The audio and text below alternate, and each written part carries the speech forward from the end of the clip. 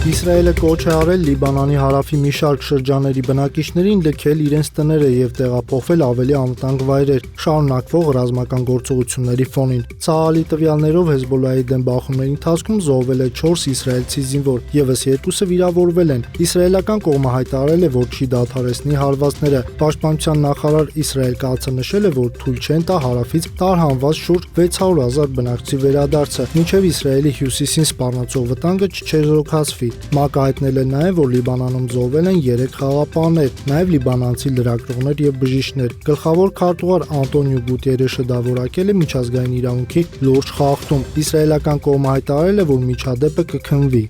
Բեյրութի բնակելի շենքերից մեկում պայթյուն է տեղի ունեցել իսրայելական հրթիռի հարվածից հետո, միաժամանակ Հեզբոլլահը հարվածներ է հասցրել Իսրայելի հյուսիսին, որի հետևանքով 3 մարդ է վիրավորվել, այդ թվում 1 երեխա, իսկ 2-ը թեթև վնասվածքներ են ստացել։ Իսրայելի պաշտպանության բանակը պատասխան հարվածներ է հասցրել Լիբանանի հարավում, շարունակելով ռազմական գործողությունները։ Իսրայելական կողմը նաև հայտարարել է, որ մտադիր է հարավային Լիբանանում ձևավորել անվտանգության գոտի։ Իրանի եւ Թուրքիայի արտգործնախարարների հեռախոսազրույցում Աբբաս Արաղչին հայտարարել է, որ Թեհրանը կապ չունի Թուրքիայի ուղղությամբ արձակված հրթիռի հետ։ Նա Հական Ֆիդանին վստահեցրել է, որ Իրանը հարգում է Թուրքիայի ինքնիշխանությունն ու տարածքային ամբողջականությունը եւ պատրաստ է մասնակցել դեպքի համատեղ հետաքննությանը։ Ավելի վաղ Անկարան հայտարարել էր, որ հրթիռը արձակվել է Իրանի տարածքից, սակայն այն հաջողվել է չեզոքացնել։ Ադրբեջանը եւս դատապարտել է միջադեպը, վերահաստատելով աջակցությունը Թուրքիայի անվտանգությանը։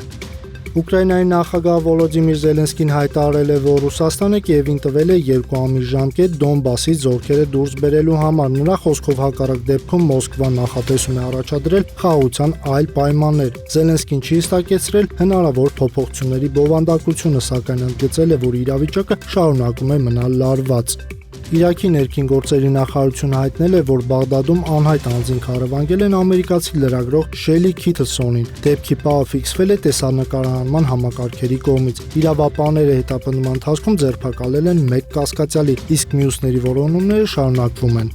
Իսրայելի խորհրդարանի Քնեսեթի շենքի մոտ հարյուրավոր ցուցարարներ բողոքի ակցիա են իրականացրել ահաբեկչության համար մահապատիժ սահմանելու օրինագծի դեմ։ Իրավապահները ցուցարարներին ցրելու համար կիրառել են ջրցան մեքենաներ։ Բողոքի ակցիան անցկացվել է օրինագծի շուրջ սրված քննարկումների ֆոնին։ ՄԱԿ-ը կոչ է արել Իսրայելին չեղարկել ահաբեկչության համար մահապատժի սահմանման նախաձեռնությունը։